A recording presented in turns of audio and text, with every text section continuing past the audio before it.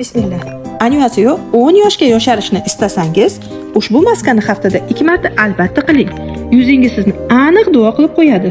Ugridan, quyoshdan qolgan dog'laringizni ochartiradi. Tabiiy detoks va botoks effektini beradi. Teringizni salomatligini yaxshilab, yuzingizni tiniqlashtiradi. Tuxumni sarig'i teringizni oziqlantiradi, yumshatadi. Droji xamirturush esa dog'laringizni sekin-sekin kamaytiradi. Iste'mol sodasi terini chuqur tozalaydi, yallig'lanishini oldini oladi. Ularni yaxshilab aralashtirib, yuzimizga surib, 15 daqiqadan so'ng yuvib tashlaymiz. Bittada rezultatini sezasizlar.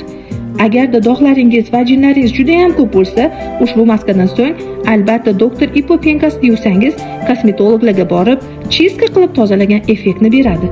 Dog'lar, ajinlar ketkazish uchun 10 xil vitamin. Doktor Ipo ay kremini sursangiz, oqartirib yoshartiradi. Agarda quyoshga chiqayotgan bo'lsangiz, albatta doktor Ipo SPF ni surishni tavsiya etaman. Chunki Koreya aktrisalaridan ham go'zal teriga ega bo'lasiz. Ushbu videoni dog'lari, ajinlari bor yaqinlarimizga albatta yuborib qo'yamiz. Kamsamniyada.